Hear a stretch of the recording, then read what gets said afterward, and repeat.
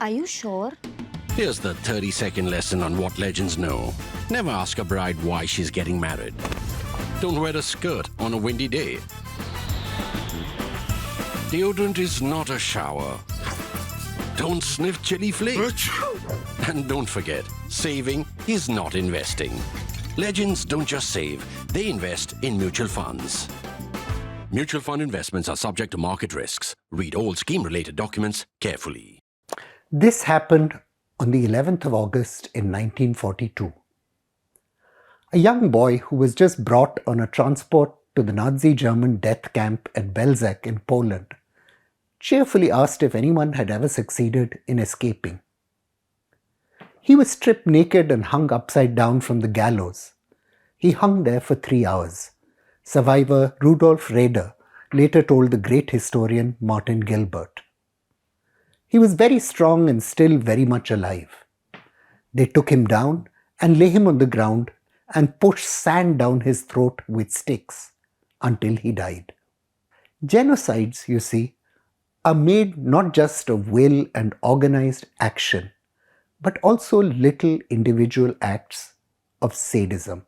Last week's hearings on South Africa's densely argued 84-page application to the International Court of Justice, charging Israel with genocide in Gaza, will likely prove one of the most consequential documents of our times. The unprecedented rate of killing of civilians in the Gaza campaign, the highest in major conflicts of almost a century, according to the Israeli political scientist Yagil Levy, isn't itself evidence of genocidal intent, and I'll explain why in a minute. But South Africa's dossier shows that, in the plain words of Israel's leadership, Tel Aviv intends to destroy the Palestinians in Gaza. From our mobile phone screens, we know this is a project with widespread support in Israel. Leaving aside how the ICJ decides the merits of South Africa's complaint, and whether or not the court announces interim measures to reduce the suffering of Palestinians, the case will be of critical importance. Genocide is a unique kind of crime, spawned by industrial civilization. It isn't just a massacre of the kind the world has seen so often. Future wars, in a world rife with escalating ethnic and national tensions, need credible legal sanctions against its use as a tool of national will. Genocide was, of course, well known to the ancient world, and not at the time apparently subject to moral or legal sanction. The Athenians, historian Gerald Mulligan reminds us, after the surrender of the vastly less powerful Milanians, put to death all men of military age and sold the women and children off as slaves. Similarly, the city of Carthage was burned to the ground, and the survivors of the house-to-house killing by Roman legions were enslaved. The last century saw the efflorescence of genocide. The Holocaust is the best known example, but not the only one. Historian Caroline Elkins powerfully recounts how British imperial administrators practiced genocide in Kenya. The historian Norman Naimark's chronicle of the Soviet dictator Joseph Stalin's many genocides, or Ben Kiernan's definitive work on the slaughter in Cambodia, and Gary Bess's searing account of what happened in Bangladesh show that the Second World War did not bring about a taboo on the use of genocide.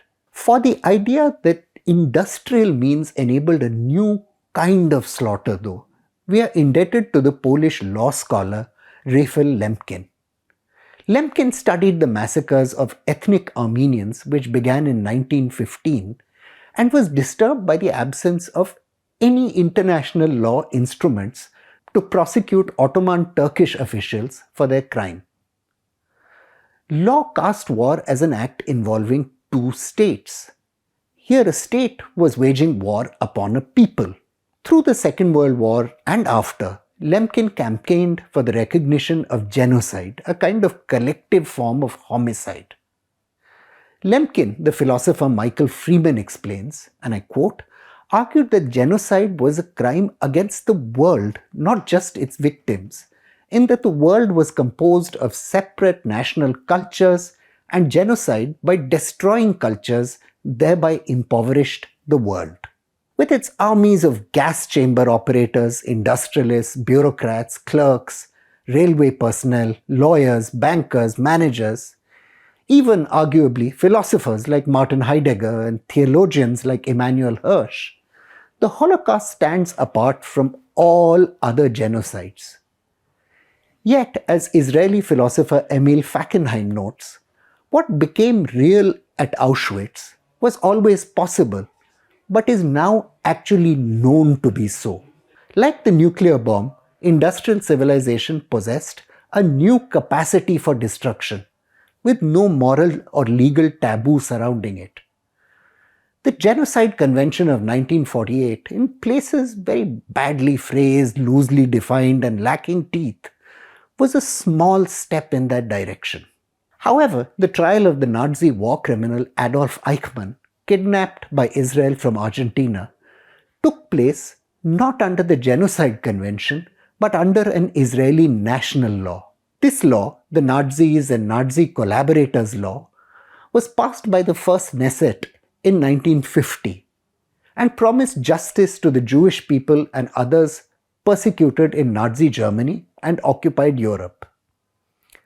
The law was understandable. Israel had no place at the table in Nuremberg during the war crimes trials that took place after 1945. The Eichmann trial was an assertion of its emergence as a nation state. For the great philosopher and historian Hannah Arendt, though, the Eichmann trial reduced Auschwitz to just the greatest of a long series of savageries against the Jews, rather than a crime against the international system and civilization itself. True justice, she suggested, would have required some form of international tribunal, perhaps held in Israel. The frightening coincidence, Arendt concluded, and I quote, of the modern population explosion with the discovery of technical devices that through automation will make large sections of the population superfluous, even in terms of labor, and that through nuclear energy make it possible to deal with this twofold threat by the use of instruments besides which Hitler's gassing installations look like an evil child's fumbling toys, should be enough to make us tremble. Long sentence, but worth replaying and thinking about. Arendt's worries might sound like hyperbole, but several wars that have taken place since her essay have shown her concerns were prescient.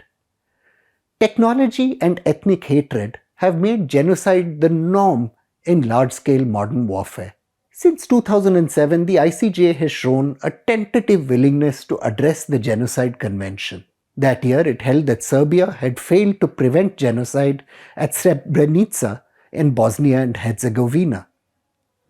The state itself, however, was not held responsible for the massacre.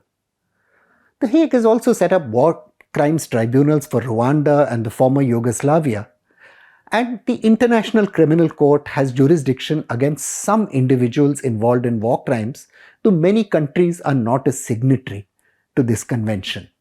Gambia, joined by several other states, took Myanmar to the ICJ for its mass expulsion of the Rohingya in 2021 and has succeeded in obtaining interim measures. Although these interim measures have no real impact on the ground, the case will hopefully address and change global attitudes. The historic Gambia case is the basis of South Africa's actions now.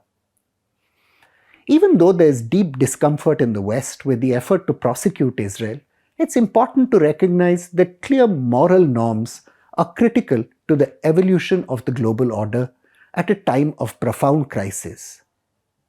American liberals, normally loud to voice support for human rights around the world, international relations scholar John Mearsheimer writes, and I quote, have said little about Israel's savage actions in Gaza or the genocidal rhetoric of its leaders.